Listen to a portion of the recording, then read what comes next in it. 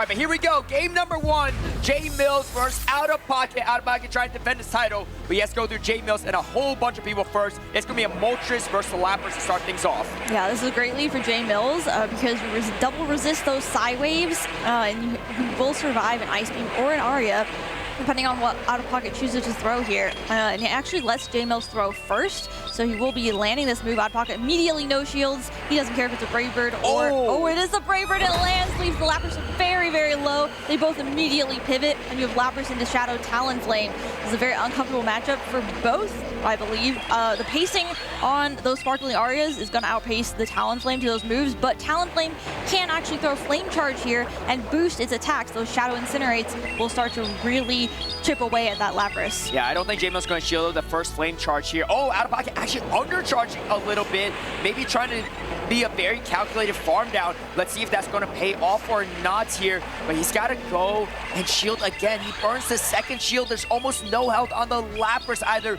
but there is the Ice Beam and Sparkling Aria loaded on that Lapras, and gets one more Incinerate to get some extra energy, but no shields already on the side of OutOfPoket. This is a really dire spot for him to be in. Yeah, he's going to come out one Incinerate away from double fly though, so he can fire off both of these flies and potentially pull those shields right back, which is... Oh, Jmillz actually choosing not to shield a fly. One hit knockout there. Just lets his Dusknoir go, completely sacks it, and puts it all on the Moltres. It seems like he's making a team read that he thinks maybe there's a Dusknoir in the back for OutOfPoket. However, we can see that it's the Clodsire in the back. I do like this play though, because there's not too much in the back that could really heavily handle this Moltres, but it is the Clodsire. It's pretty bulky. It's going to be able to take these moves quite well. Jmillz needs to get to a Brave Bird and a Fly to have a chance. You can see him shaking his head. He knows that this Moltres is going to struggle to hang on after that Stone Edge is thrown. Yeah, this Stone Edge is going to do massive damage, and it will connect since Jmillz just went down both of his shields. This will likely KO this Moltres, and it does. Yeah. He had to get to 2 moves there, and he just could not outpace that Clodsire. 7 stings to that Stone Edge. Yeah, a lot of hard-hitting moves from OutOfPoket. You know, it looked really bad for him at first, right? The Brave Bird almost one-shotting the Lapras. Yeah, I think, you know, his the Lapras on the side of OutOfPoket is also quite strong, so I wouldn't be surprised if he brings the Lapras in. You see the Lapras is in the back here. It's going to be the Clodsire versus Guzzlord. Guzzlord, one of the bulkier Pokemon in the Great League, but so is Clodsire. And honestly, I think OutOfPoket feels pretty good here, because if you can avoid the Clodsire versus Talonflame matchup, he knows he can save the shields for something else for the Talonflame. Yeah, this is a very neutral matchup, and as long as, I think he would have stayed in as long as he didn't see that Fortress on the lead, and it's not a Fortress, so he can just stay in. Oh, he does actually pivot out to the Lapras, and Jmillz is actually going to fire off this Stone Edge, try to pull a shield or get some massive damage into this Lapras before he goes out to his switch.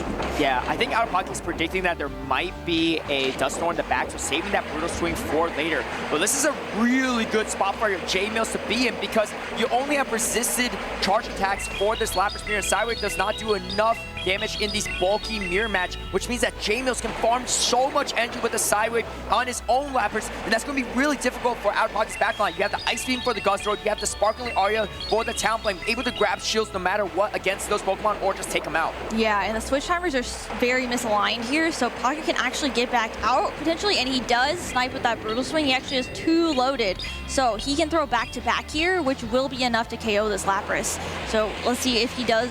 He probably will throw right away.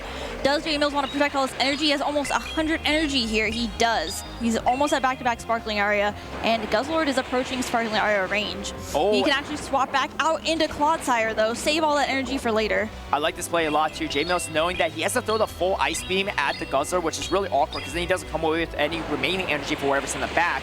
So rather, come in the Clodsire, absorb this damage, and then go for the Stone Edge and try to save that Lapras for something in the back. He knows that there's likely a Talonflame lurking there, so having back-to-back Sparkling Aria is huge, and that's why OutOfPoket is not choosing to spend a shield here, because he doesn't want to leave the Talonflame with nothing to do here. Can he go for maybe a catch here? No, he's going to try to Incinerate down. This is so tough, though. Double Super Factor Stone Edge, you have to shield it, but the Sparkling Aria is ready on the side of Jmillz. Switch timers are not up yet, which means the Talonflame can still get a lot of headway in this matchup. Yep, Talonflame will get the full Incinerate down there, and then it's up to Pocket to potentially try to make a catch on the Sparkling Aria, but he doesn't. Jmillz actually comes in with Moltres, is going to farm this Lapras all the way down. really great prediction with Jmillz, and you can see OutOfPoket shaking his head a little bit too. He didn't want to get sniped from the Sparkling Aria, but Jmillz one step ahead thinking he's probably going to do it, and now comes the Lapras with back-to-back Sparkling Aria. This is absolutely huge for Jmillz. Didn't want a full Incinerate to sneak through, so he is going to shield up this one. Didn't want to throw the Sparkling Aria right away, but there's no opportunity for OutOfPoket to swap out at this moment. Here's the thing. Is he in range of one boosted Incinerate on this Lapras? It's going to be so close whether that Incinerate knocks out or not. Yeah, let's see if the Incinerate damage was enough. No, not quite. Lapras survives on 1 HP. 1 HP in a dream to get off this second Sparkling Aria. This will connect and KO this Talonflame. Absolutely huge for Jmillz. Maybe a little risky not throwing the Sparkling Aria right away because you're going to have to take Incinerate at some point in time anyway, but it ended up paying off there as Jmillz found a way around that Shadow Talonflame. All comes down to this last game. Will they win or will they go home? And our trainers are locked in, and we have Lapras leading into Lapras, the Lapras mirror. This can get very uncomfortable because both Lapras do not have Skull Bash. They have Ice Beam and Sparkling Aria. Both are resisted moves here. Typically, you would see trainers bank up a ton of energy and then potentially look to pivot out and save it.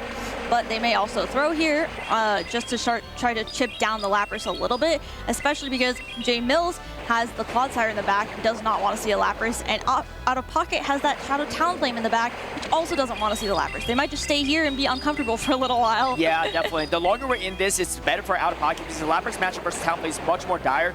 I wouldn't be surprised if Jmillz swaps over to Clodsire once this Lapras is closing in on Stone Edge range, but no, opts to go for another Sparkling Aria as well. I mean, the Clodsire has a lot of play into the Talonflame too, so he has options there, and so does Moltres, right? He's bringing like his 3 best neutral answers to that Talonflame. I mean, super effective answers, I guess, with the Lapras and the Clodsire, but Moltres not too bad into the Shadow Talonflame as well, especially if there's no shields available. Let's see if both players go for anything. Oh, it looks like OutOfPoket will win Charge Attack priority in this mirror matchup. I don't think a Sparkling Aria is going to be enough, but this means that Jmillz also presses Sparkling Aria. Both are going to be launched. I think it's going to be maybe a simultaneous side wave down.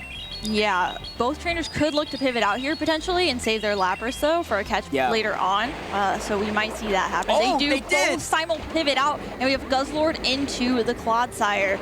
So honestly, this is probably where you want to see the Clodsire because those Stone Edges would one-hit KO that Talonflame, whereas Guzzlord can take those moves, doesn't have to use shields here. And like you said, there's not that much fast attack pressure on the side of Jmillz. So unless there's a Shadow Duster on the back, the Talonflame has a lot of play into whatever it may be, and it just so happens it is going to be the Moltres. Moltres is okay, like I said, if there's no shield, but with shields up, this Shadow Talonflame is going to continue to be a problem. The Jmillz needs to be able to grab a shield here, which I don't think OutOfPoket is going to do. So maybe he can get a shield on the Talonflame later. That's his only chance to have a shield advantage on the Moltres to have a shot to take out this Talonflame. Yeah, it's going to be really interesting to see if at any point either trainer is able to catch on their Lapras as well, as they both have a Lapras available for a catch. Jmillz actually looking to pivot out here into his Moltres, and Pocket immediately answers with the Shadow Talonflame. This is a very uncomfortable matchup for both Pokemon. However, Talonflame wants to try to boost the Incinerates as soon as possible, ends up giving Jmillz actually an extra Sucker Punch, which is going to be pivotal in this matchup specifically because you take that extra Sucker Punch damage on Talonflame, which you wouldn't want to. Jmillz looked like he might have been trying to go for the full Sucker Punch down, but you take a lot of Incinerate damage in the process. Does OutOfPoket choose a shield? Is going to shield, tries to get this final shield, do as much damage to his Moltres as possible. He actually has a lot of health still remaining. Oh, I like this play from Jmillz because he's able to get the Sucker Punch down before the 5-turn Incinerate is going to register, so he can negate a lot of that damage, and he has a move loaded on the Moltres and the Clodsire. Can he go for it? Oh, he tries to go for it. He catches it on the Lapras. Makes an unreal catch. All of that energy down the drain on his 1 HP Lapras. That's absolutely huge. He paused there too, right? That's a 3-turn move there. But Jmillz, can he still get to it? Oh, he tries to Jmillz goes for a catch and fails it. All right, let's see what Jmillz does as well. He could get to the fly still. Does survive I love that Dragon play. Tail. He did the transfer damage over to the Lapras to negate the Dragon Tail damage.